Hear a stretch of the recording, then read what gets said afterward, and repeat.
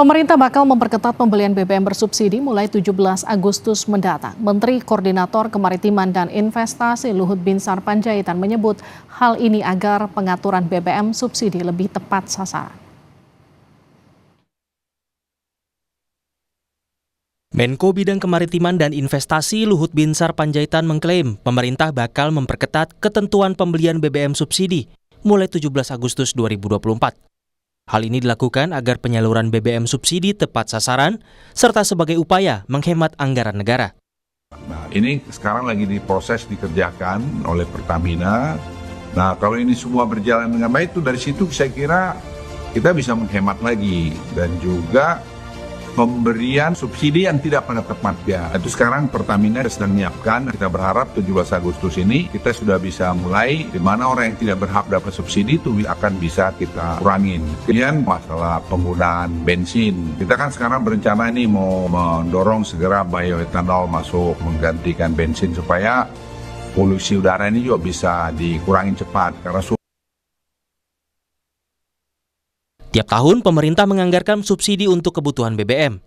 Di 2021, anggaran subsidi BBM dan LPG sebesar 56,9 triliun rupiah. Di tahun berikutnya naik lebih dari 2 kali lipat sebesar 149,4 triliun. Di tahun 2023, anggaran turun menjadi 138 triliun dan kembali turun di 2024 sebesar 113,3 triliun rupiah. Guna memuluskan pembatasan BBM, pemerintah saat ini masih merevisi Peraturan Presiden Nomor 191 Tahun 2014 menyangkut jenis kendaraan yang diperbolehkan mengonsumsi Pertalite. Nantinya kriteria kendaraan yang boleh mengkonsumsi Pertalite akan diatur berdasarkan cc kendaraan. Khusus untuk mobil, kapasitas mesin 1.400 cc ke atas bakal dilarang isi BBM Pertalite. Sementara untuk motor, mesin di atas 250 cc dilarang mengisi Pertalite. Meski belum berlaku, pembatasan pembelian BBM subsidi menurut pengamat akan berdampak terhadap daya beli masyarakat, khususnya kelas menengah dan bawah. Kami kutip dari Kompas.com, Ekonom Center of Reform on Economic, Yusuf Rendy Manilet bilang, bagi kelas menengah, kenaikan ini justru berpotensi menekan daya beli mereka dan berpotensi mendorong mereka untuk melakukan penyesuaian konsumsi.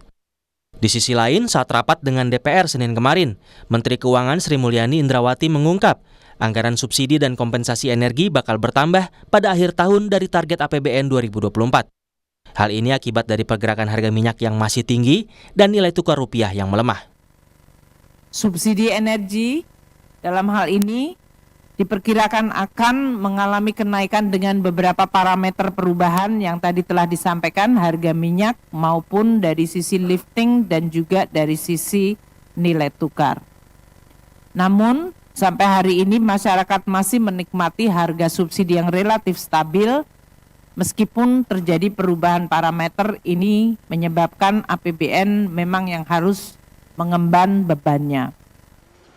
Pemerintah berharap dengan memperketat ketentuan pembelian BBM subsidi akan membantu penghematan anggaran, sebab beban pemerintah saat ini kian bertambah dengan adanya proyek strategis nasional Ibu Kota Nusantara atau IKN. Dan juga program makan bergizi gratis milik Presiden terpilih Prabowo Subianto yang diharapkan berjalan di tahun 2025. Tim Liputan, Kompas TV.